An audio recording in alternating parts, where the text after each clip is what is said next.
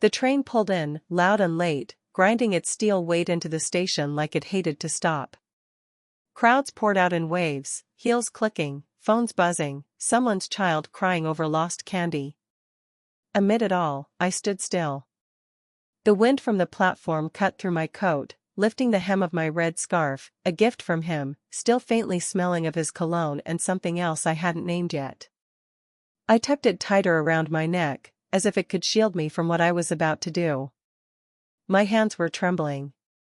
I gripped the handle of my small suitcase, its wheels wobbling slightly on the concrete.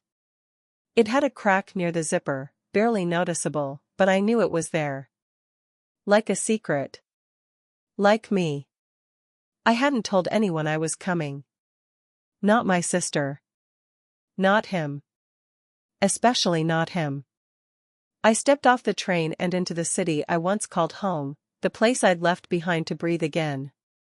The air smelled of summer rain and something electric, like a wire about to snap. My eyes scanned the row of waiting cars outside the station, more out of habit than hope. But then I saw it. His car. Black, dented near the fender. The way he never fixed it because it gave the car character. Parked crooked beneath the flickering station lamp, as if it had something to hide. No. No, it couldn't be. Not here. I froze. The scarf slipped slightly, brushing against my lips like a hush. Why would he be here? He wasn't supposed to know where I was going. I hadn't spoken to him in 2 weeks. I was supposed to be visiting my sister, catching up, pretending things were normal. But now I stood beneath a flickering light, staring at a car that shouldn't have been there, with a suitcase that felt suddenly too small to hold all the questions rushing through my chest. I took one step forward. Then another. The car was empty. Windows fogged slightly from the inside. I glanced toward the apartment building across the street. My sister's. 3rd floor. Yellow curtains. And just as I looked up, the curtains moved. A shadow shifted inside. A voice. Low. Laughing. A woman's laugh. No. Not just any laugh. Her laugh. My sister's. Then, his. Muffled but unmistakable. I stopped breathing. The suitcase slipped from my hand and landed hard on the pavement. The crack near the zipper split a little wider. I didn't move to pick it up. My legs felt nailed to the sidewalk, but inside me, something started to split open. He was upstairs. With her. With my sister. The red scarf loosened around my neck and caught the wind, trailing behind me like a warning. I didn't reach for it. I just stood there, hair whipping across my face, the lights flickering above me like they couldn't decide whether to witness or shut their eyes. I wanted to scream. Or run. Or knock on that door and ask questions I wasn't ready to hear answers to. Instead, I whispered, "No, not this." But no one heard. And behind the curtain, the shadows moved again. The suitcase lay cracked open on the pavement. The scarf fluttered down, settling like a wound that had finally learned to bleed in silence. I took a step forward. Just one. Because I had to know. Even if it broke me. Even if it already had. The scarf was gone. It had flown off like it knew something I didn't, something I was still too scared to admit. My suitcase sat cracked open beside me, clothes slightly spilling, exposed and tired like I was. I didn't move to gather anything. Instead, I watched. 3rd floor. The yellow curtains didn't move again, but I could still hear muffled voices, soft and close, like secrets shared under covers. I wrapped my arms around myself, the cold settling in deeper than it should have in July. A little girl passed by with her mother, dragging a unicorn suitcase that squeaked with each bump on the sidewalk. The girl laughed. She turned to look at me briefly, her wide eyes catching on my open bag, then on my face. She didn't say anything. just held her mother's hand a little tighter. I glanced at my own hand, chapped knuckles, half-moon scars from old stress habits. My wedding ring was still there. I should have taken it off. I kept meaning to. The scarf. That damn scarf. I remembered the day he gave it to me. It was raining. I hadn't eaten all day. I'd just lost my job. And he came home late, smiling like nothing had cracked. He pulled out the red scarf from a wrinkled paper bag and said, "I saw it and thought of you. The color, you're always cold." I cried when he gave it to me.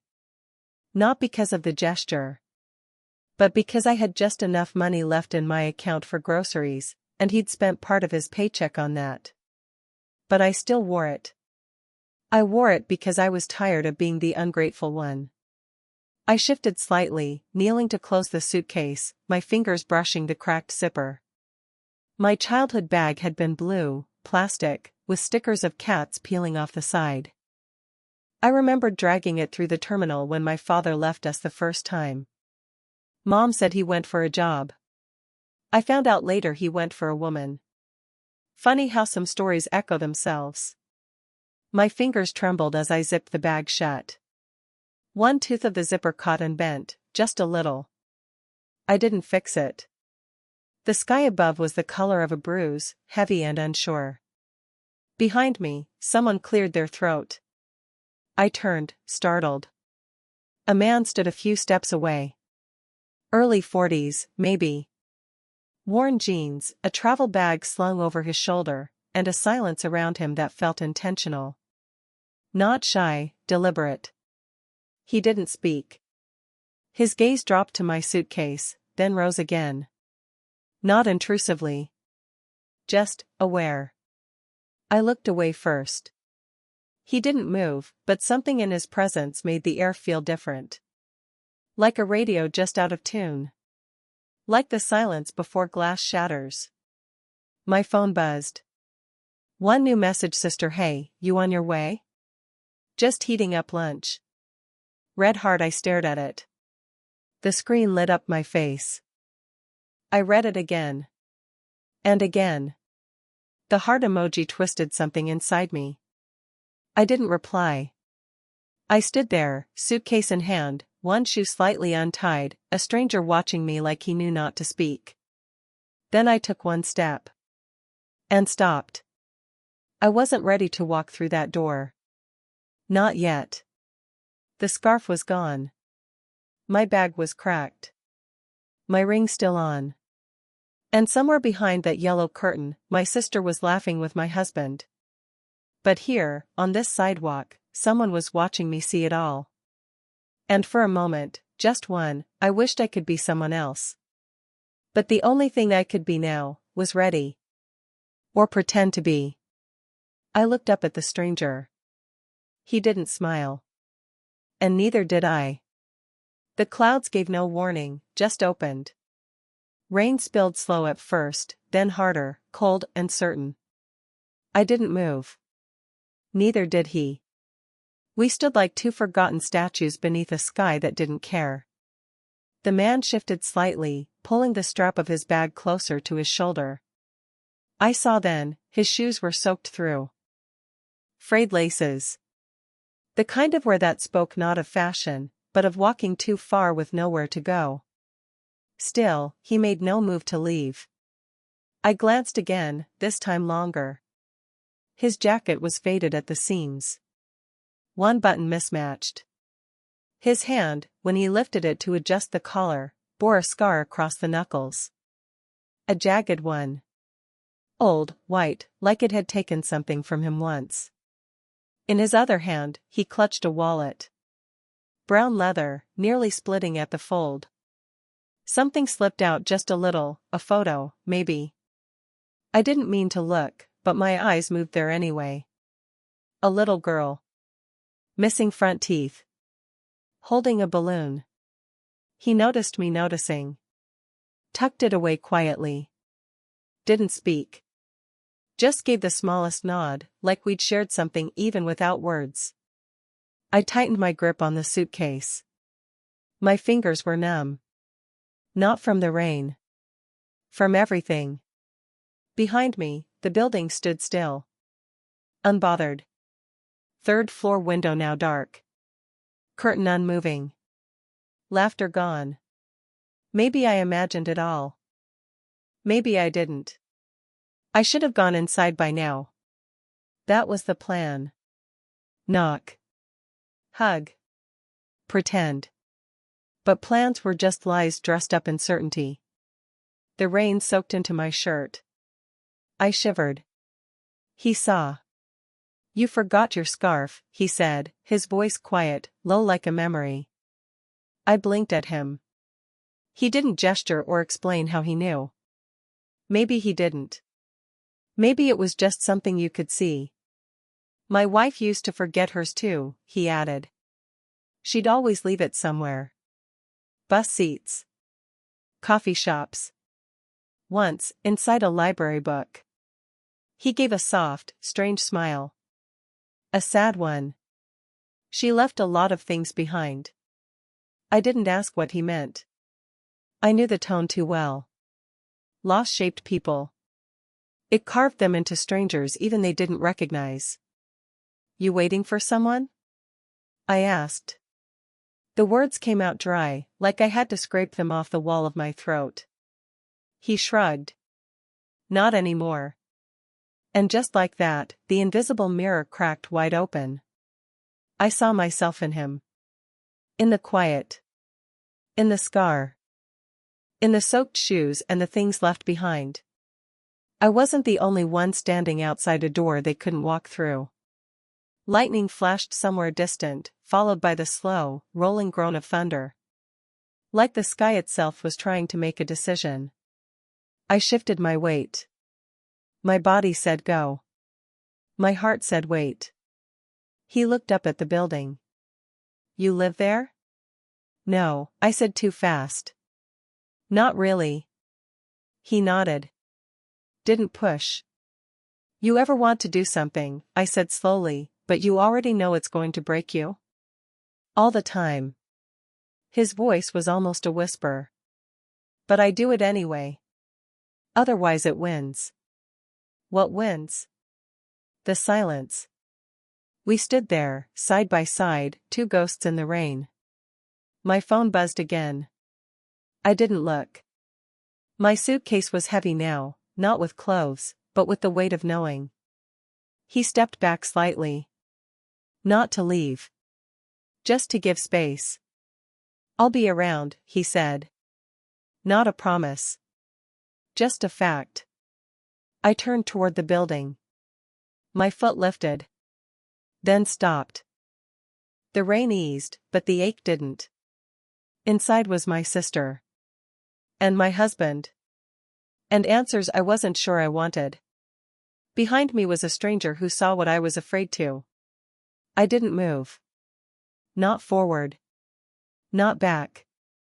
Just stayed. Caught in a moment that refused to let me go. The rain slowed to a drizzle, the kind that sticks to your skin like memory. I turned toward the building again, each step a negotiation. The suitcase's wheels rolled stiffly over the cracked sidewalk, stuttering like my breath. Third floor. Yellow curtains. Still no movement. Still no answers. My heart pounded in the hollow space between steps. Every footfall whispered go back. But I didn't.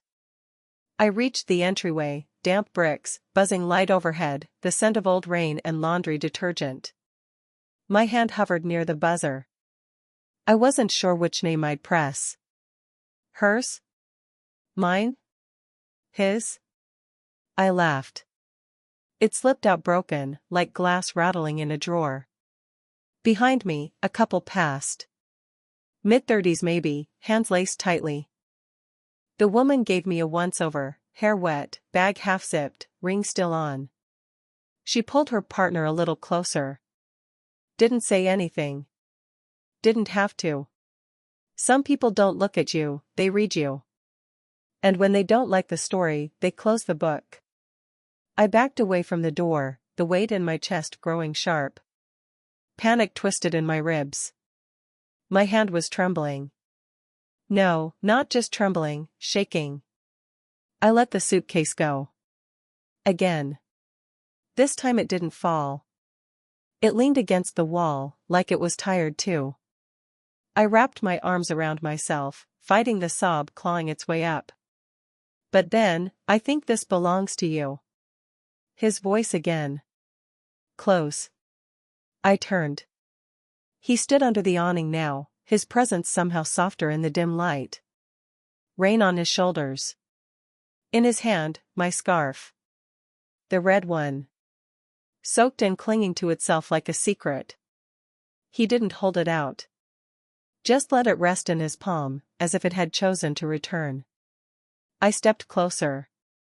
Slowly. You found it? I whispered. He nodded. It was caught in the bench rail. Looked like it didn't want to be found. A bitter smile curled my lips. Neither did I. He studied me. Not with pity. With recognition. Some people carry more than just bags, he said. They carry silence. The words hit me harder than I expected. Maybe because they were true. I reached out, gently took the scarf. It was cold in my hands, but familiar. The threads were frayed now, the red a little dulled, as if it had aged with me. It didn't smell like him anymore. It smelled like rain. And maybe, finally, like me. I looked at the man again. His expression unreadable. Something like concern, something like knowing. But he didn't ask questions. He just stood in the quiet. Behind me, the door buzzed, someone leaving. A woman stepped out, glanced at us, then quickly turned away. She didn't smile. The door clicked shut behind her. I turned toward it. My hand rose again, touched the cool metal. I could still go inside. Still ask. Still fight. Or I could leave. Or maybe worse, I could do nothing. I stared at the scarf in my hands. How many times had I worn it just to feel wanted? How many times had I convinced myself it meant something, when deep down, I knew it didn't fix anything at all? I don't know what I'm doing, I whispered. The stranger gave the faintest nod. You're doing it anyway. We stood there in the hush of dripping rooftops, in the space between choices. He didn't offer comfort. He didn't move. And that, somehow, was more than enough. Because not all broken things need saving. Some just need witnessing. The scarf slipped from my hands again, this time landing softly in the open suitcase. I looked up one last time at the third floor. No lights. No movement. Still, I stayed. Just for a moment more. Suspended. Not ready to walk away. Not ready to go in. Just here. Where everything cracked quietly. And nothing was quite forgiven. The scarf lay curled in the suitcase like it had always been waiting. But now, it felt like something else entirely. I stared at it. My fingers still wet, hair clinging to my cheek, chest rising too fast, like I was running towards something I didn't understand. The man stood beside me, hands in his pockets now, his jaw clenched the way people do when they're remembering something too sharp to hold bare. I should have walked away. But I didn't. I've seen that scarf before, he said finally. Voice low, steady. Years ago. I turned to him, the words heavy in my mouth. You gave it to your wife? He shook his head. No, a pause. I gave it to my daughter. Silence stretched between us, long and cold. She was 9. Always cold. Just like you, he said. His eyes didn't meet mine. She left it on a train once. Vanished like it didn't belong to her anymore. I felt something hollow open inside me. She's gone, he added. 5 years ago. She loved red. Said it made her feel brave. I looked down at the scarf, frayed, soaked, reappearing after all this time. Suddenly it wasn't just fabric. It was grief passed from hand to hand. And he had seen it wrapped around me. Some things find their way back, he said, half smiling, but it didn't reach his eyes. I swallowed hard. So why give it to me? You needed it more than I did. A long pause settled between us, thick with unspoken things. I wanted to say something, thank you, I'm sorry, or maybe just nothing at all. But the air shifted again before I could speak. His phone buzzed. He pulled it out slowly. A name flashed across the screen. Morgan and Halstead, board call. He silenced it. My stomach turned. That firm, I hesitated. Morgan and Halstead. I applied there. He raised an eyebrow. Really? Yeah, I said, wiping my wet palms on my jeans. It's one of the only places still hiring. I submitted everything last week. Didn't hear back. He nodded slowly. I own it. The words dropped like thunder. I blinked. What? He offered a tired smile. Built it after she passed. Needed something to stop the silence from swallowing me. I stepped back. The sidewalk tilted slightly beneath my feet. My voice cracked. You're him? I'm no one special, he said softly. Just someone who's lost enough to know when someone else is unraveling. There it was. The invisible mirror again. But this time it was breaking wide open. I thought of my rent overdue, my fridge nearly empty, the cold judgment in my sister's texts, and the voicemail from HR that still echoed in my head. We regret to inform you, he had watched me fall apart, without fixing me. Without pity. Just standing still while I dissolved. And now, he held the keys to something I'd been chasing with shaking hands. Was this kindness? Coincidence? Fate, or something crueler? I turned back toward the building. The lights in the hallway were now on. A silhouette stood behind the yellow curtain. Watching. Waiting. A pulse rose behind my eyes. I couldn't stay here. I couldn't go back. There was no version of this that ended clean. You ever want to do something, I whispered again, but you already know it's going to break you? He looked at me, eyes dark and knowing. You're doing it anyway, he said. Time loop echo. Same words. But this time, they weren't quiet comfort. They were prophecy. I turned. Lifted the suitcase. Wrapped the scarf around my wrist. And walked up the stairs. Not knocking this time. Not hiding. Every step an unraveling. Every breath a betrayal. At the top, the door was already open. She was there. And so was he. This was it. The room. The moment. And nothing would be the same after. The door creaked as I pushed it open, not bothering to knock. Inside, the light hit too harsh, overhead and sterile. And yet everything felt naked. My sister stood barefoot on the hardwood, hair down, face flushed, not from guilt, but surprise. A fork still in her hand, mid-bite. Behind her, my husband sat on the edge of the couch, too still. The world didn't shatter. It just stopped. No one spoke. I took one step in. The door clicked closed behind me like a trap. No screaming. No crying. Not yet. My sister was first. I didn't know you were coming, don't, I said. Voice even. Cold. She flinched, as if the calmness hurt more. My husband stood slowly.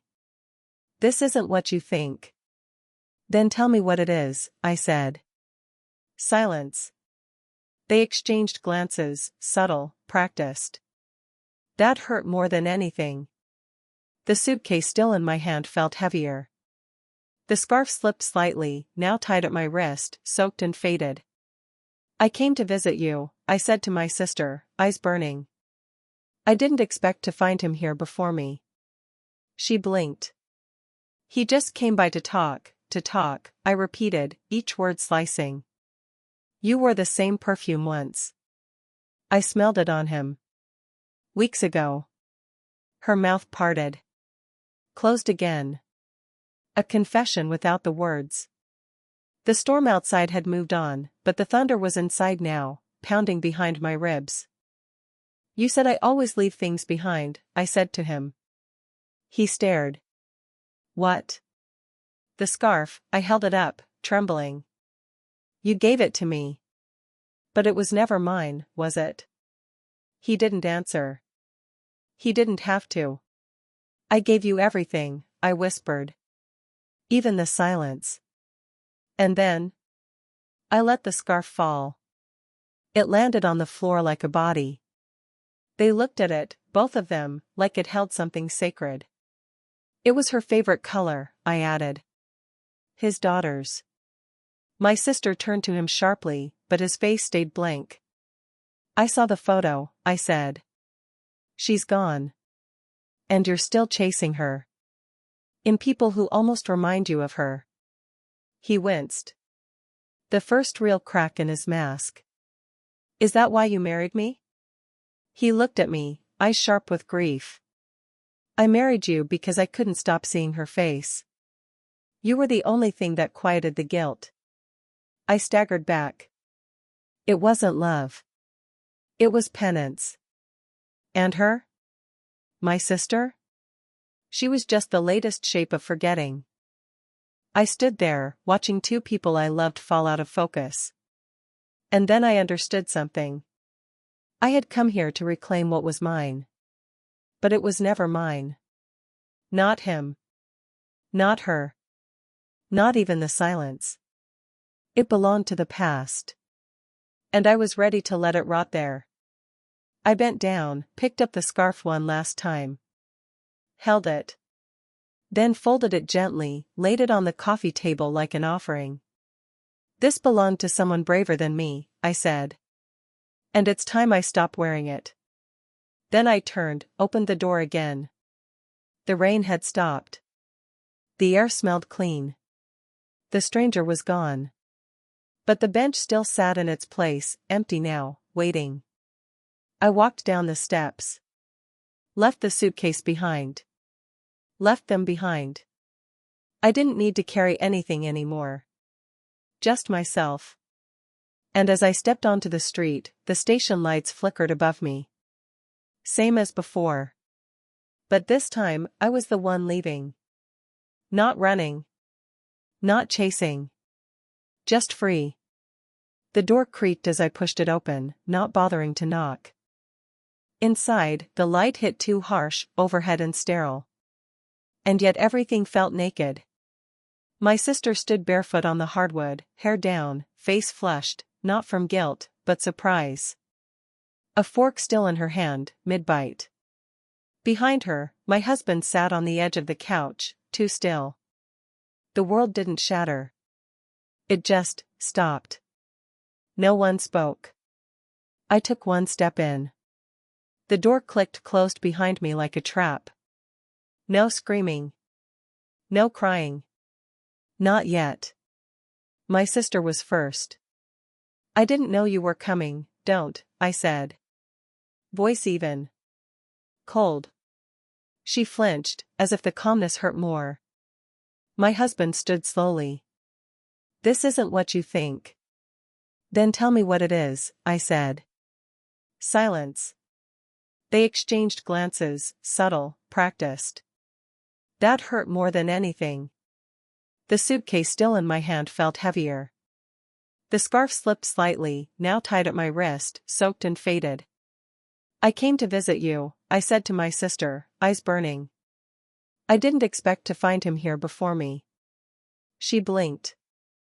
He just came by to talk, I repeated, each word slicing. You wore the same perfume once. I smelled it on him. Weeks ago. Her mouth parted. Closed again. A confession without the words. The storm outside had moved on, but the thunder was inside now, pounding behind my ribs. You said I always leave things behind, I said to him. He stared. What? The scarf, I held it up, trembling. You gave it to me. But it was never mine, was it? He didn't answer. He didn't have to. I gave you everything, I whispered. Even the silence. And then? I let the scarf fall. It landed on the floor like a body. They looked at it, both of them, like it held something sacred. It was her favorite color, I added. His daughter's. My sister turned to him sharply, but his face stayed blank. I saw the photo, I said. She's gone. And you're still chasing her. In people who almost remind you of her. He winced. The first real crack in his mask. Is that why you married me? He looked at me, eyes sharp with grief. I married you because I couldn't stop seeing her face. You were the only thing that quieted the guilt. I staggered back. It wasn't love. It was penance. And her? My sister? She was just the latest shape of forgetting. I stood there, watching two people I loved fall out of focus. And then I understood something. I had come here to reclaim what was mine. But it was never mine. Not him. Not her. Not even the silence. It belonged to the past. And I was ready to let it rot there. I bent down, picked up the scarf one last time. Held it. Then folded it gently, laid it on the coffee table like an offering. This belonged to someone braver than me, I said. And it's time I stopped wearing it. Then I turned, opened the door again. The rain had stopped. The air smelled clean. The stranger was gone. But the bench still sat in its place, empty now, waiting. I walked down the steps. Left the suitcase behind. Left them behind. I didn't need to carry anything anymore. Just myself. And as I stepped onto the street, the station lights flickered above me. Same as before. But this time, I was the one leaving. Not running. Not chasing. Just free.